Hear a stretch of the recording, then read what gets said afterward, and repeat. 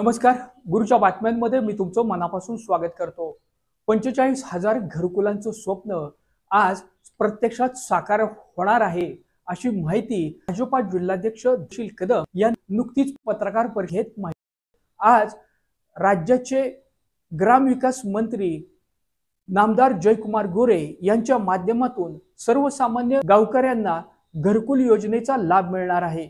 या अनुषंगानं आम्हाला अत्यंत आनंद झाला आहे. आमच्या दृष्टीने, भाजपच्या दृष्टीने हा अत्यंत आनंदाचा क्षण असल्याची भूमिका देखील त्यांनी दाखवली आहे. झालेल्या पत्रकार परिषदेला भाजपाचे सरचिटणीस विठ्ठल बलशेटवार, सातारा शहर प्रमुख विकास गोसावी तसेच सर्व भाजपाचे पदाधिकारी अधिकारी मोठ्या संख्येने उपस्थित होते. पाहुयात धैर्यशील कदम नेमके काय म्हणाले.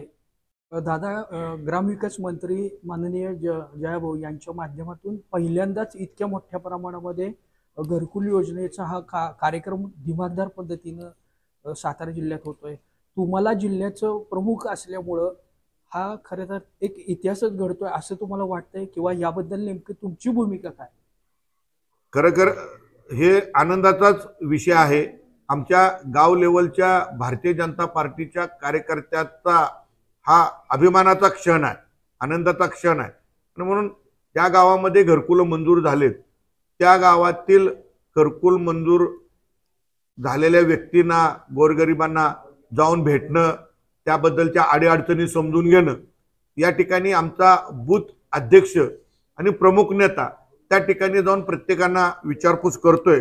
आणि मला खात्री आहे येणाऱ्या 1 वर्षाच्या आत ही 45च्या 45,000 घरं दिमाखात उभे राहतील आणि जे घराचं स्वप्न आहे सर्वसामान्यांचं ते पूर्ण होऊन जाईल.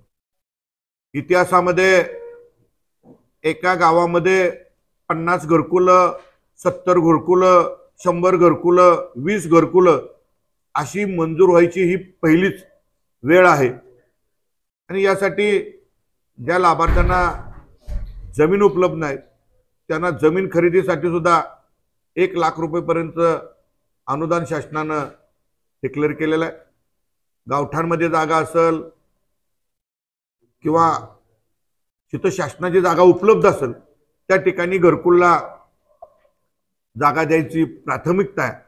मी आपल्या सगळ्यांच्या मार्फत मी एवढंच सांगू इच्छितो की सातारा जिल्ह्यानं महायुतीला लोकसभेमध्ये आणि विधानसभेमध्ये भरभरून प्रेम दिलं, त्याची ही छोटीशी उतराई आहे.